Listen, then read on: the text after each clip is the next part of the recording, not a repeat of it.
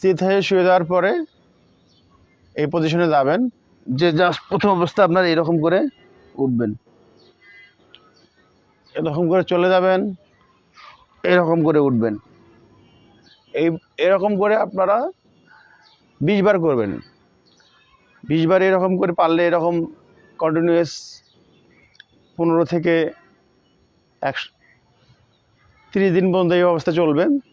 তারপর যখন এটা আপনারা খুব ইজিলি করতে পারবেন, তখন আপনারা চলে যাবেন, পিছনে হাত দেবেন, হাত দিয়ে এভাবে আসবেন,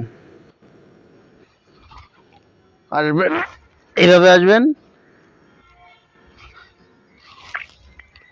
এরকম যখন হবে 15 থেকে 30 দিন আপনার চলতে থাকলে, আপনারা যখন মোটামুটি একটা, যাদের বেশি মাত্রায় ভুঁড়ি আছে বা মেদ আছে, তাদের পরবর্তী স্টেপে আপনারা যাবেন হচ্ছে গিয়ে এই